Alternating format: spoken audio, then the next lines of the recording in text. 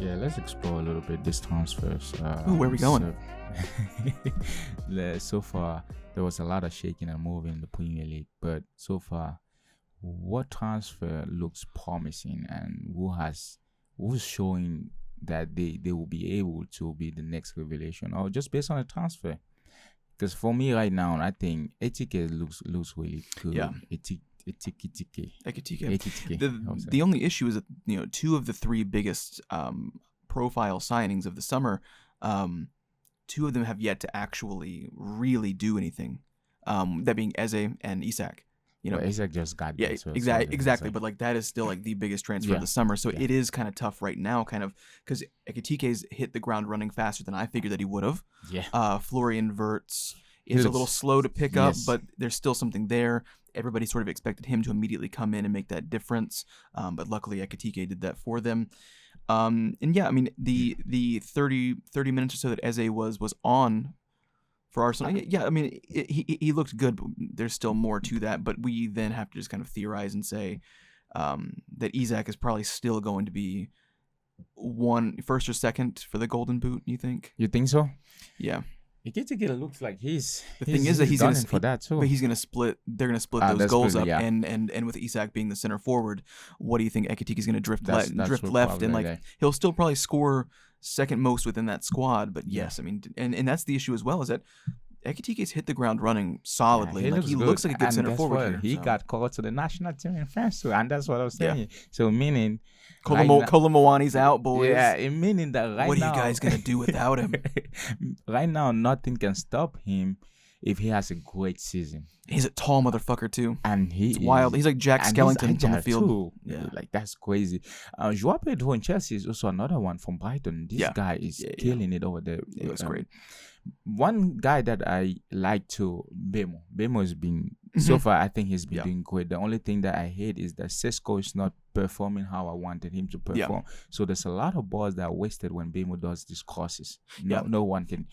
And Buemo's playing that way where he's playing phenomenally, but at the end of the day, it doesn't really matter because the rest of the squad isn't. That's true. So you're looking at him going, I mean, you're still busting your ass. And like you of all people understand that what you're doing is it's work. Like you are working, but the rest isn't working. Yeah. But your work ethic is still intact. It's like slows down the whole. A lot of people wouldn't be able to do that, man. A lot of people week 3, they'd already be like, "What the fuck are we doing?" Yeah, it's like either we are all not playing. yeah. I'm not gonna be the only one, but no, he doesn't seem that way. And I mean, that's the mark of a good player and a leader as well. He wants to prove something, or he wants to, win something. That's the thing. Yeah, I don't think he has to prove anything. I mean, the move was proof enough. Like his performance with Brentford was proof. Yeah. And now I think that he wants to play. That's just who he is, man.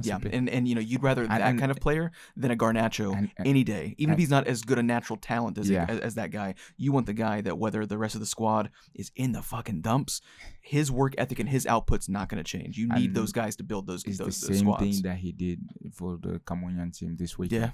That's what he's doing for Brentford too. If you really look at it, and all those crosses, people were putting in them because we won against someone 4-3 or 3-1, something like that. Even they gotta get Sesko to, because he's tall. That's what he's supposed to do. Yeah. So that's maximizing your attack right there. Like you said, Wirtz is kind of slow, but I feel like he's gonna pick up the pace. But for now, those are the guys I'm looking at and saying. Did you see that free kick that he hit with Germany? I didn't. It was almost an exact same. It was the exact same position, exact same curl as that Sabazlai one against Arsenal. Good queen. And so you're like, okay, like that's kind of saying like, it's not that Slot is like positioning him poorly, because he right now Slot's kind of not doing anything poorly. No, yeah. The only thing that was really a fumble was not even really him. It was the office, and that was not getting Mark Gahey. Yeah, that was it. And Mark Gahey doesn't look like he's happy. No, he looks very mad about that situation. I get that. He played the nice guy. He kind of let things run out. Isak threw a fit. Let's transition to Isak. Gyökeres threw a fit, but it worked for them and it didn't work for him, and that's unfortunate. Do you think Isak threw a fit because he knew he had it in the pocket? I think that I think that the whole thing, he had to say something on social media saying like there were things say closed door and they never respected it, and the club had to come in and say, hey, no. So when he signed that 6-year deal, he knew that he was going to be out before the end of it. You said like he knew that signing that long deal, kind of like Erling Haaland as well. Like, you know that he's not. What did he sign, like 12 years, 10 years? It was ridiculous. He's not going to do that. What's going to happen is he's going to stay, and with like 4 years on his contract, they'll break a record signing to get him. Someone will somewhere, and I think that that's what Isak was doing as well, because it keeps your stock up, it keeps your value up.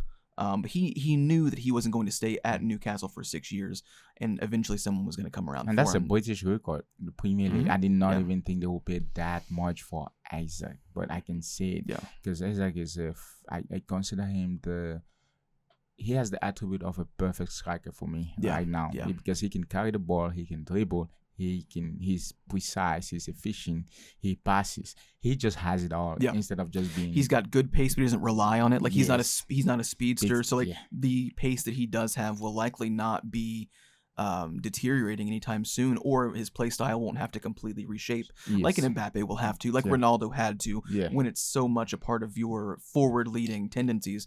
Once you lose that full capacity, you have to readapt how you play. But yeah, he's so accurate. He's so tall and so formidable visually. Even though he has the body of a bird, a little bird, he's so tiny. But when he puts his shirt on, you can't tell. But they had some shots of him training for his Liverpool medical. They might get him a little bit of some of that protein. Dude, if he puts on a little bit of size, if he puts on the same size that Havertz put on this offseason, it's wild. Like, phenomenal. Did you see how big he got? Yeah. Well, not like big. I mean, he's a football player, guys. Come on, he's not fucking huge.